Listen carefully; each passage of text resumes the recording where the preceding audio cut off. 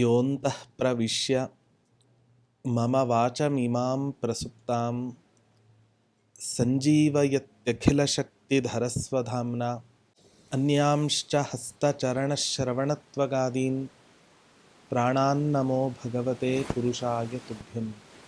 ತಪಸ್ವಾಧ್ಯಾಯ ಶುಶ್ರೂಷಾ ಕೃಷ್ಣಪೂಜಾರತಂ ಮುನಿಂ ವಿಶ್ವೇಶಮಿಷ್ಟದಂ ವಂದೇ ಪರಿವ್ರಾಟ್ ಚಕ್ರವರ್ತಿನಂ. ಶ್ರೀ ಗುರುಭ್ಯೋ ನಮಃ. ಹರಿ ಓಂ. ರಾಯರ ಸಹಸ್ರನಾಮಾವಲಿಗಳಲ್ಲಿ ರಾಯರ ಮಹಿಮೆಗಳನ್ನು, ರಾಘವೇಂದ್ರ ತೀರ್ಥರ ವ್ಯಕ್ತಿತ್ವವನ್ನು ತಿಳಿಸ್ತಕ್ಕಂತಹ ಅನೇಕ ನಾಮಚಿಂತನೆಗಳನ್ನು ನಾವು ಮಾಡಿದ್ದೇವೆ.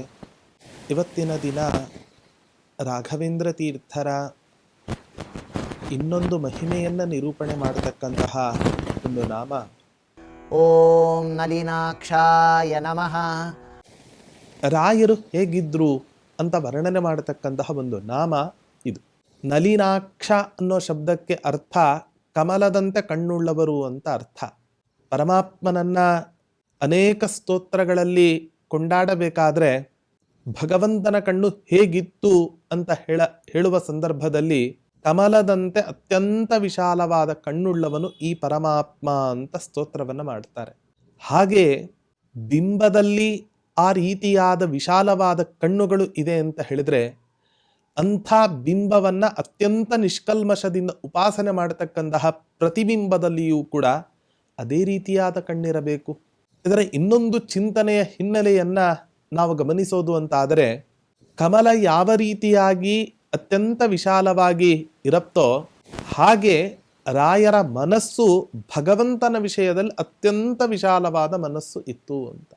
ಅಷ್ಟೇ ಅಲ್ಲ, ಭಗವಂತನ ವಿಷಯದಲ್ಲಿ ಎಷ್ಟು ವಿಶಾಲವಾಗಿದನೋ ಅಂಥ ಭಗವಂತನನ್ನು ಉಪಾಸನೆ ಮಾಡತಕ್ಕಂಥ ಭಕ್ತರ ವಿಷಯದಲ್ಲಿಯೂ ಕೂಡ ರಾಘವೇಂದ್ರ ತೀರ್ಥರ ಮನಸ್ಸು ಹೇಗಿದೆ ಅಂತ ಹೇಳಿದರೆ ಕಮಲದಂತೆ ವಿಶಾಲವಾಗಿದೆ ಅನ್ನುವಂತಹ ಒಂದು ಅಪೂರ್ವವಾದ ಚಿಂತನೆಯನ್ನು ಕೃಷ್ಣಾವಧೂತರು ನಮಗೆ ಈ ನಾಮದಲ್ಲಿ ತುಂಬಿಸಿಕೊಟ್ಟಿದ್ದಾರೆ.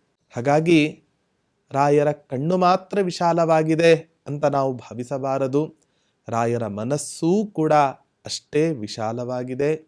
ಹಾಗೆ ನಮ್ಮ ಮನಸ್ಸೂ ಕೂಡ ಇವತ್ತಿನ ದಿನ ಪ್ರತಿಯೊಂದು ವಿಷಯದಲ್ಲಿಯೂ ಕೂಡ ವಿಶಾಲವಾದ ಮನಸ್ಥಿತಿಯನ್ನು ಹೊಂದಿರಬೇಕು ಅನ್ನುವಂತಹ ಚಿಂತನೆ ಈ ನಾಮದಲ್ಲಿ ನಾವು ಇವತ್ತಿನ ದಿನ ಕಾಣಬಹುದಾಗಿದೆ.